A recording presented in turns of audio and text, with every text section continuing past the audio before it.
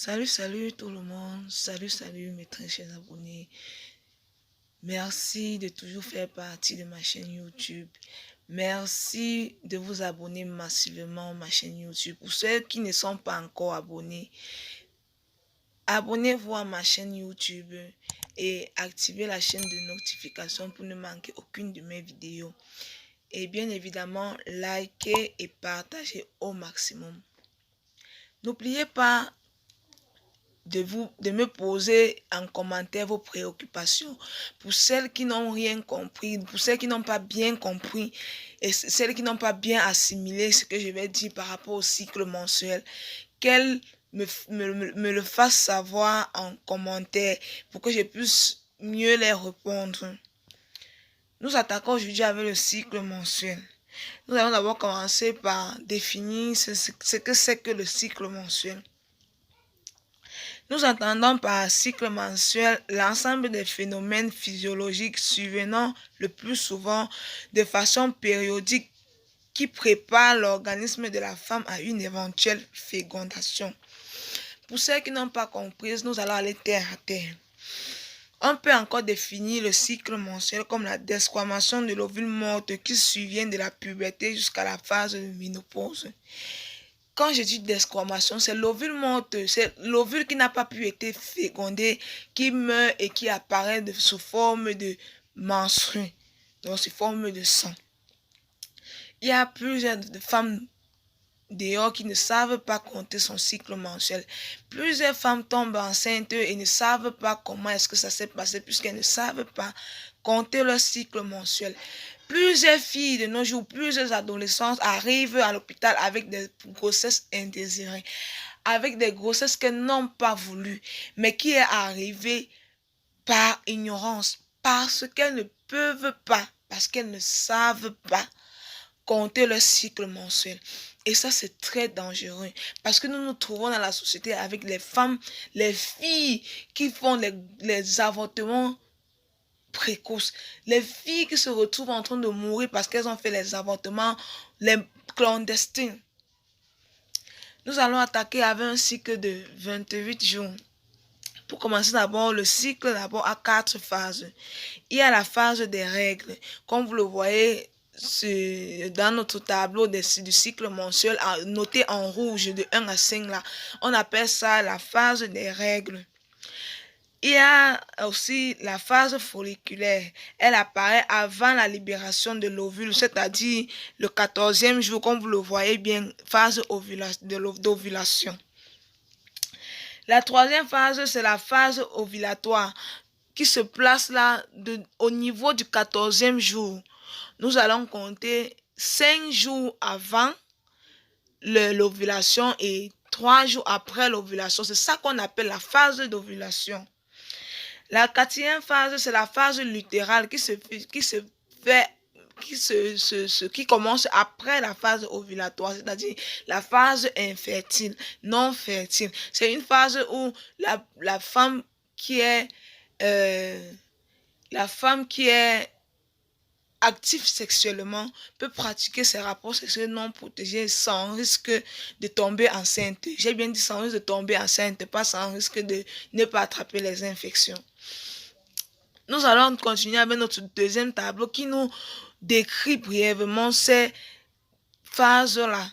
Vous voyez bien en rouge la phase de menstruation, en bleu la phase fertile, la période fertile. Et vous allez voir au milieu là la phase folliculaire qui décrit brièvement comment est-ce que l'ovule va se former jusqu'à sortir et jusqu'à se libérer et attendre la venue du spermatozoïde. Mais tant que l'ovule qui s'est libéré ne féconde pas, nous allons donc entrer dans la phase lutérale. Vous allez voir maintenant l'ovule qui a été libéré, qui va commencer à se perdre au fur et à mesure jusqu'au 25e, jusqu'au 27e jour. Et là maintenant, le 28e jour, ça se forme donc étant comme les règles et qui va continuer le cycle en sortant comme étant les règles, le sang. Pour celles qui ont un cycle de 29 et 30 jours, ça se voit là plus clairement. Nous allons voir la phase de 28 jours, la phase ovulatoire, ça commence, la phase ovulatoire commence à partir du 10 et se termine au 17. Donc le 14e jour, c'est le jour que l'ovule est libéré. Quand je dis libéré, ça veut dire que de 10 au 13, si vous avez un rapport sexuel non protégé, vous allez vous rendre compte que le spermatozoïde va attendre parce que le spermatozoïde dure 3 jours dans l'utérus de la femme. Et après ces 3 jours-là, elle va féconder avec l'ovule dès sa libération. Pour celles qui ont un cycle de 29 jours, vous allez voir plutôt que la période féconde commence à partir du 11 et se termine au 18. Donc, la phase ovulatoire proprement dit, c'est le 15 du mois. Bon, comment est-ce que ça se compte? Il ne faut pas qu'on dise seulement que parce que c'est 28 jours, ça va commencer le 14, si le cycle commence le premier, non. Pour compter son cycle, pour commencer le premier jour que vous avez réglé, que les règles ont commencé, vous allez compter maintenant jusqu'au 29 jours. Pour celles qui ont un cycle de 29 jours, celles qui ont un cycle de 28 jours, celles qui ont un cycle de 30 jours, ça n'a pas de différence. Mais comptez d'abord ce cycle-là. Vous comptez dans du dernier jour des règles. Donc, vous prenez votre calendrier ou votre bic, vous commencez, si ça a commencé peut-être le 15, vous commencez du 15, vous comptez jusqu'à ce que ça donne 30 jours.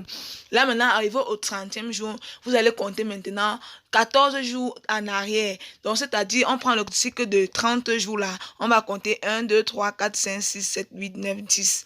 11, 12, 13, 14. Le 14e jour qu'on tombe, c'est la phase, donc il veut dire comment c'est le jour de l'ovulation. Maintenant, à partir de ce 15e jour, vous comptez 5 jours avant et 3 jours après. Cela, maintenant, ça va vous faire votre phase d'ovulation. C'est la période où vous allez éviter de faire les rapports sexuels non protégés, d'éviter les grossesses indésirées.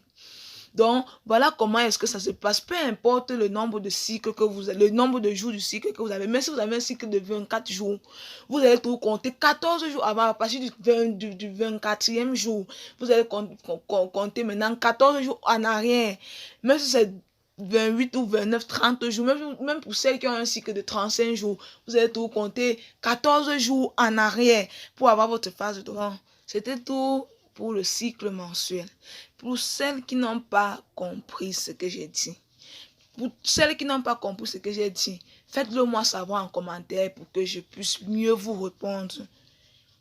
Donc, merci beaucoup et bonne pratique pour celles qui ont vraiment compris. Pratiquez vraiment.